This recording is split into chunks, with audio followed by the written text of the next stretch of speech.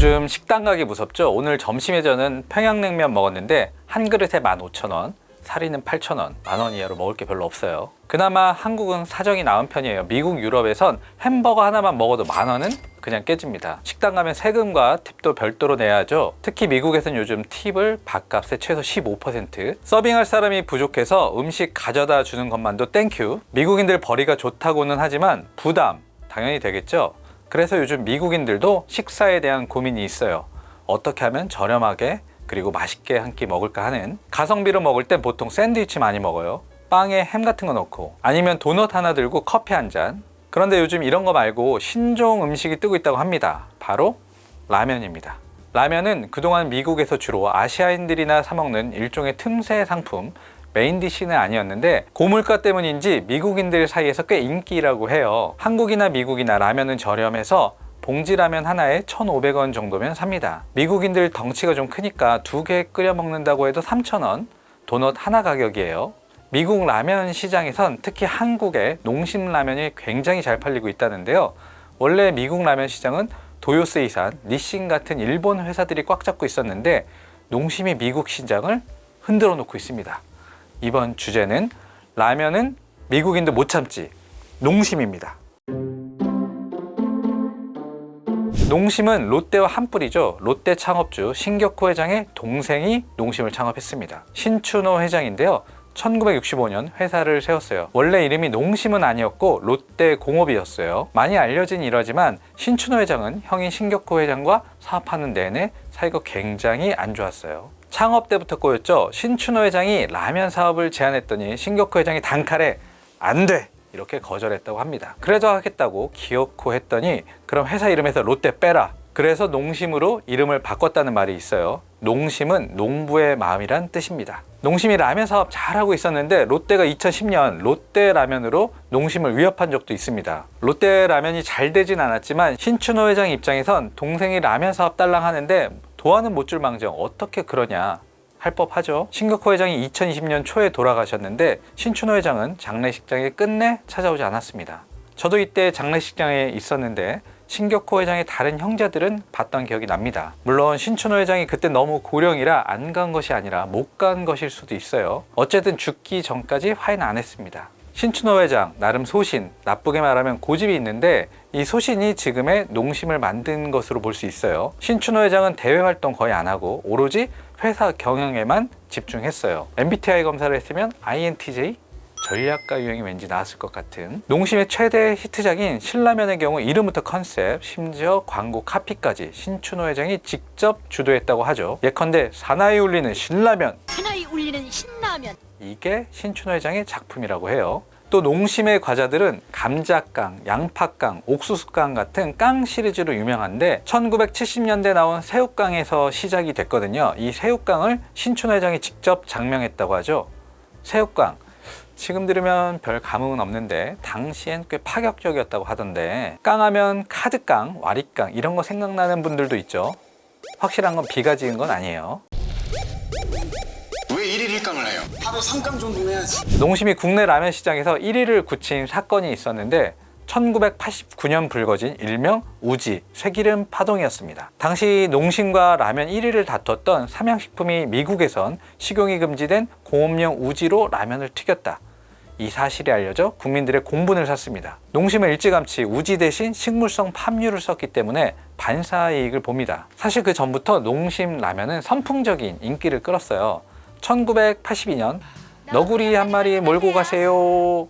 너구리. 1983년 우리 가족 안성맞춤 안성탕면. 1984년 짜라짜자짜짜짜짜 짜파게티. 1986년 사나이 울리는 신라면으로 4연타석 홈런을 쳤는데 여기에 우지 파동까지 겹쳐서 삼양식품의 콜드게임 승을 거뒀어요. 1980년대 중반만 해도 비슷했던 시장 점유율이 1990년에 압도적으로 벌어집니다. 농심은 전형적인 내수기업이었습니다. 과거형이에요. 지금은 수출기업. 반도체, 자동차만큼은 아니지만 수출을 꽤 하죠.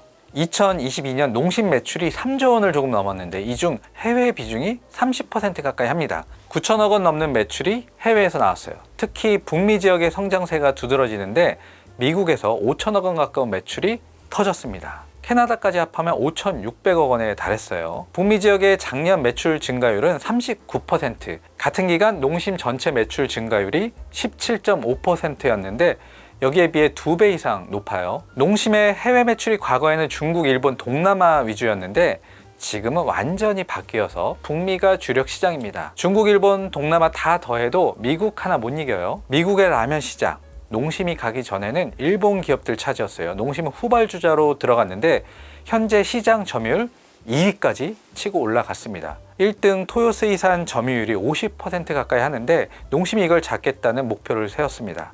2025년에 미국에서만 매출 1조 원을 넘기는 게 목표라고 하죠. 신라면을 개당 1,000원 잡으면 10억 개를 1년에 팔아야 하는데 미국 인구가 3억 명이 조금 넘으니까 1인당 1년간 3개씩 끓여 먹으면 얼추 맞겠네요. 참고로 한국은 1인당 평균 73개를 먹습니다. 1년에요. 한국인보다 더 많이 먹는 나라가 베트남. 베트남은 87개로 세계 1등이에요.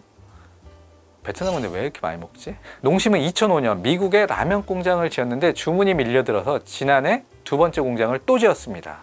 이 두 번째 공장 가동률이 아직은 50% 미만인데 그러니까 공장의 절반만 돌렸는데도 매출이 확 늘었으니까 100% 가동하면 매출은 뭐 팔 때는 많아요. 그동안 월마트, 코스트코 위주로 팔았는데 샘스클럽, 여기는 코스트코 다음 가는 회원제 할인점이죠. 여기 들어가서 대박이 났습니다. 또 미국 슈퍼마켓 2등인 크로거에 입점해서 굉장히 잘 되고 있어요. 일본, 중국 봉지라면이 마트 슈퍼에서 개당 1달러도 안 하는데 신라면 짜파게티는 1.5달러? 한 50%쯤 비싼데 그런데도 잘 팔립니다. 넷플릭스 드라마 오징어 게임, 영화 기생충 같은 곳에서 자꾸 라면 먹는 게 나오니까 미국인들도 한국 라면 꽤 친숙합니다. 농심 라면 잘 되긴 하는데 아킬레스건도 있어요. 많이 팔아도 남는 게 별로 없어요. 농심은 지난해 매출 3조 원을 넘기고도 영업이익은 1,100억 원 수준에 불과했어요. 영업이익률은 3.6%, 2020년 6.1%를 기록하기도 했는데 한동안 제품 가격을 못 올려서 3%대까지 밀렸어요. 제조업은 산업 특성상 이익률이 낮은 편이긴 한데 그래도 이건 너무 낮죠. 주식하는 사람들이 눈여겨보는 지표 중에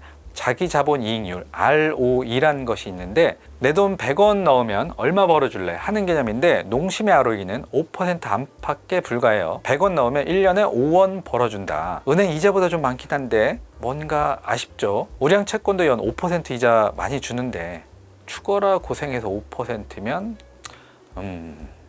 그런데 이런 수익성 지표 영업이익률이나 ROE가 올라갈 여지가 있습니다. 제품 가격을 올려서인데요. 라면은 서민이 먹는 음식이란 이미지가 있어서 가격 올릴 때 정부 눈치 엄청 봐야 합니다. 물가 얘기할 때 빠지지 않고 등장하는 게 라면 값이죠. 특히 선거 앞두고 있으면 라면 값 올리는 거 그냥 포기해야 합니다. 그런데 작년에 과감하게 올렸어요. 대통령 선거가 우선 끝났고 러시아가 우크라이나를 침공해서 국제 곡물 가격이 급격히 뛰었습니다. 올릴 명분이 생긴 거죠. 주력 제품인 신라면의 경우 개당 출고가가 2020년 608원이었는데 2021년 654원 그리고 2022년 726원까지 약 20%가 올랐네요. 짜파게티는 같은 기간 가격 상승률이 더 높아서 24%나 올랐어요. 693원에서 863원까지 상승했습니다. 물론 이건 농심의 출고가입니다. 박스로 나가는 실제 소비자가로 사는 가격은 이것보다는 높아요. 새우깡 가격도 1년 새 14.4%나 뛰었고요. 가격이 오르면 안 사 먹지 않냐? 꼭 그렇진 않아요. 일반 상품은 대부분 그런데 라면 과자는 그냥 사 먹죠. 이마트에서 신라면 5개 묶음이 현재 4,100원인데 개당 820원. 이거 1년 전에 얼마였는지 정호 PD 기억해요? 모르죠. 조금 유식한 용어로 가격 탄력성이 낮다고 하는데 가격이 올라도 수요는 안 떨어진다. 과자도 비슷한데요. 새우깡 한 봉지에 이마트에서 1,200원쯤 하는데 이거 작년에 1,100원 하다가 1,200원 됐다고 안 사진 않죠. 근데 농심이 파는 라면, 과자 한번 가격 올라가면 절대 안 내려요. 기름값처럼 올렸다 내렸다 그런 거 없어요. 원재료 가격 상승을 명분으로 올렸는데 원재료가 떨어져도 비싸게 받는다는 얘기입니다. 그럼 원재료 가격이 떨어지면 대박인데 정말 떨어지고 있어요. 국제 밀 가격은 전쟁 발발 이후 한때 톤당 500달러가 넘었는데 지금은 300달러대로 떨어졌습니다. 전쟁 발발 이전 수준과 큰 차이가 없어요. 밀뿐만 아니라 물가 전반이 그래요. 미국의 소비자 물가지수 CPI는 2022년 6월 9.1%를 정점으로 계속 내려가서 올 3월 기준 5%까지 떨어졌어요. 생산자 물가지수 PPI, 이게 농심 같은 제조사에는 더 중요한데 전월 대비로 올 3월 마이너스를 기록했습니다. 작년까지만 해도 매달 1% 안팎 오르는 걸로 나왔는데 올 들어 굉장히 많이 떨어졌죠. 농심에서 라면, 과자 이런 거 만들 때 들어가는 원재료 값은 계속 낮아지고 있다. 그런데 가격이 이미 오른 상태다. 그리고 요즘 수출 많이 하는 미국에선 가격 올리기 더 쉽다. 괜찮네. 증권사 애널리스트들이 기업 분석할 때 기업 이익은 PQC의 함수라고 하는데 굉장히 간단한 함수니까 배워봅시다. 이익은 P 곱하기 Q 빼기 C. 여기서 P는 프라이스, 그러니까 제품 가격은 오르는 게 좋은데 농심에 적용하면 가격이 이미 올렸죠. Q는 퀀터티, 판매 수량. 이건 미국, 캐나다 같은 해외 시장 개척으로 늘리고 있고요. C, 코스트는 원재료 가격이 내려서 낮아졌어요. PQC 이익의 모든 조건을 2023년 농심이 유리하게 가져가고 있습니다. 당연히 주가에는 반영이 되고 있어요. 2022년 6월 26만 원까지 밀렸던 주가가 1년도 안 돼 40만 원 안팎에 이릅니다. 주가 수익 비율 PER은 15배 수준, 코스피 평균 13배 대비 프리미엄이 붙었어요.